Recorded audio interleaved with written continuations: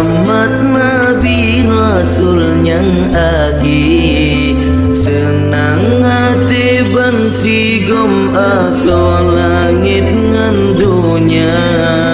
Ne pedang hukum pesabo umat belam tribri. Makmu belahi aso dunia hudip mulia.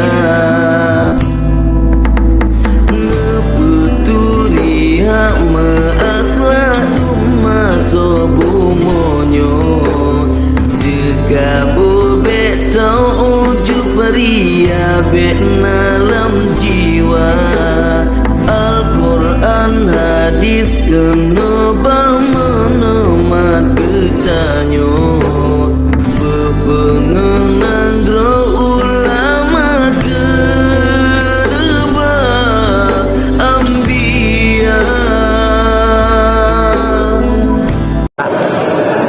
Maulid Nabi besar Muhammad sallallahu alaihi wasallam di Kampung Batoh yang kita laksanakan selama 2 hari, dimulai tanggal 22 Oktober 2022 dan hari ini tanggal 23 Oktober 2022 merupakan hari puncak kegiatan Maulid Nabi besar Muhammad sallallahu alaihi wasallam. Di hari pertama pada malam hari kita mengadakan zikir dan salawat yang dipimpin oleh Habib Al-Habib Haris. Kemudian tausiah disampaikan oleh Walid Rusli. Jadi alhamdulillah tadi malam masyarakat Kampung Batoh beramai-ramai mengikuti zikir dalam rangka merayakan kelahiran Nabi besar Muhammad sallallahu alaihi wasallam.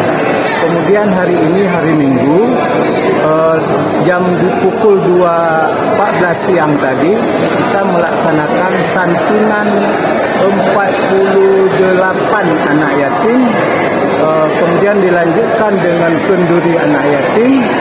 Selanjutnya setelah asar kita menerima tamu dari berbagai desa, dari Bapak Haji Wali Kota, Ibu Camat Lungbata, Mukim dan juga tokoh-tokoh masyarakat DKM Masjid di lingkungan Lungbata. Alhamdulillah berjalan dengan lancar. Jadi hari ini alhamdulillah hidang yang terkumpul sejumlah 136 hidang dan sangat luar biasa. Alhamdulillah ini berkat dukungan masyarakat Kampung Batoh melaksanakan Maulid Nabi besar Muhammad sallallahu alaihi wasallam. Kemudian juga kita memasak kuah belangong sejumlah 13 belanga. Tadi malam 3 belanga, hari ini 10 belanga. Alhamdulillah. Dan juga kita mengumpulkan dan donatur, alhamdulillah hampir 100 orang lebih yang menyumbang dengan dana terkumpul di atas 70 juta rupiah. Ini sangat luar biasa. Saya sebagai ketua panitia mengucapkan terima kasih kepada semua pihak, kepada seluruh panitia yang bekerja keras siang dan malam sehingga acara hari ini dapat sukses dengan baik. Terima kasih kepada semuanya. Warahmatullahi wabarakatuh.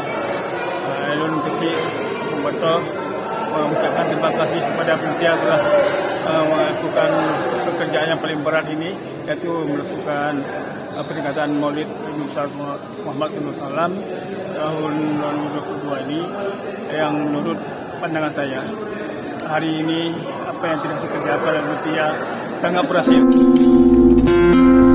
Denganlah Muhammad Nabi Rasul yang akhir.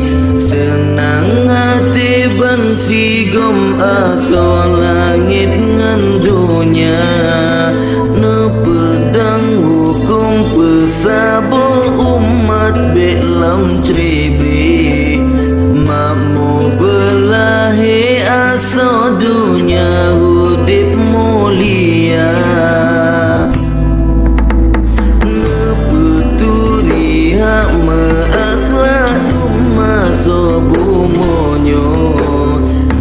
Gabo betau ujuk beria betna